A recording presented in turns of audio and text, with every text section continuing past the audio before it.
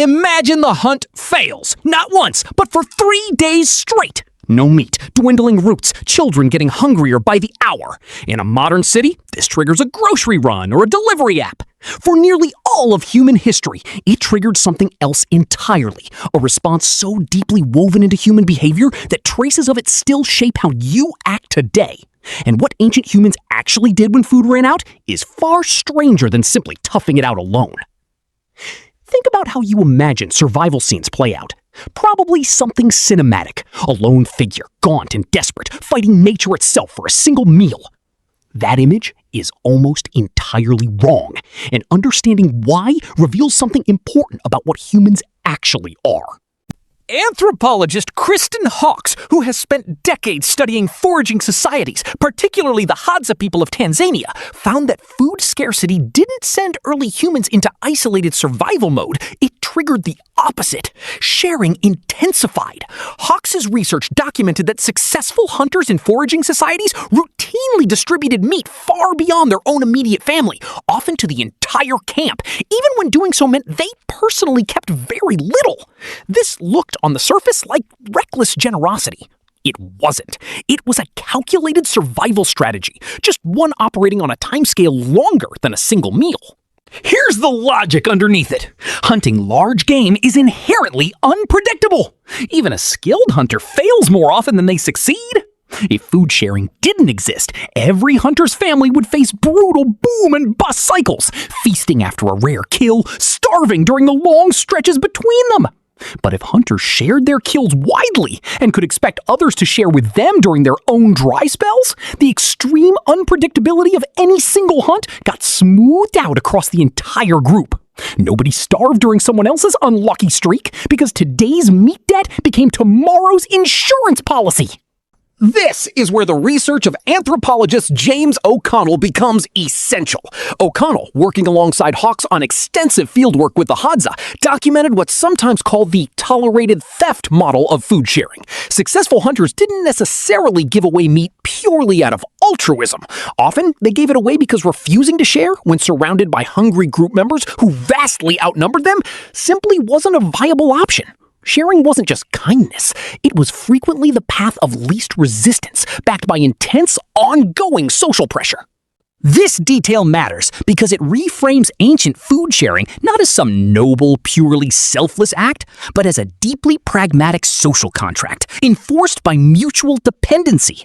You shared because you knew with near certainty that you would eventually need to be shared with. There's a third critical piece here, and it comes from anthropologist Elizabeth Cashdan, whose research focused on what's known as risk pooling behavior among foraging populations. Cashdan's studies found that many small-scale societies developed extensive social networks specifically designed to spread the risk of food scarcity across as many connections as possible. This wasn't limited to the immediate group. Marriage alliances, trading partnerships, and long-distance friendships often functioned as insurance networks, relationships maintained partly so that if your local area failed, you had somewhere else to go, someone else obligated to take you in. Cashdan's research revealed that these networks were often maintained deliberately during times of abundance, precisely so they'd be available during times of scarcity.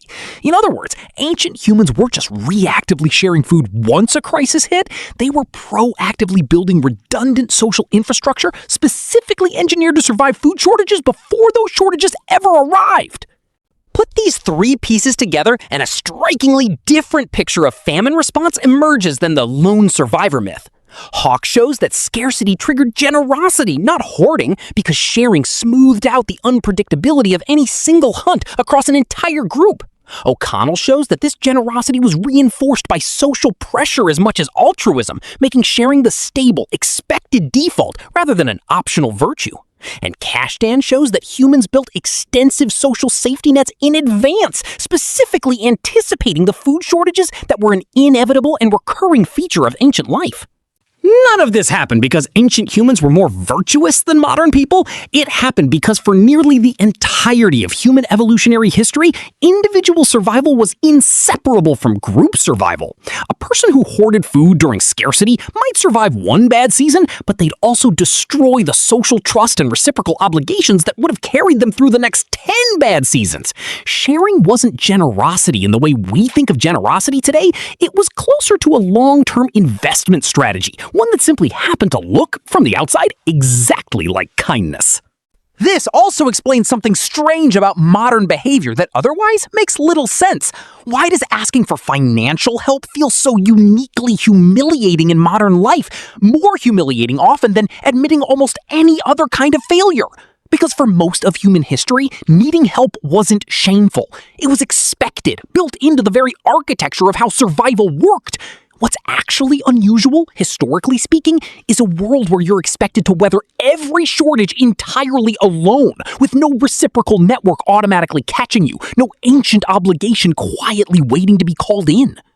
Modern scarcity, a missed paycheck, a sudden expense, an empty refrigerator, still triggers the same ancient instincts that once sent hunters sharing meat across an entire camp. The impulse to reach out, to ask, to lean on someone else's resources during a hard stretch isn't weakness. It's an evolutionary strategy that kept human groups alive for hundreds of thousands of years, running headfirst into a modern culture that frequently treats needing anyone else as a personal failure. Imagine the hunt fails, not once, but for 3 days straight, and somewhere in a version of humanity older than agriculture, older than cities, older than money, someone across the fire was already setting aside a share for you, certain that one day the hunt would fail for them instead, and you'd do the same.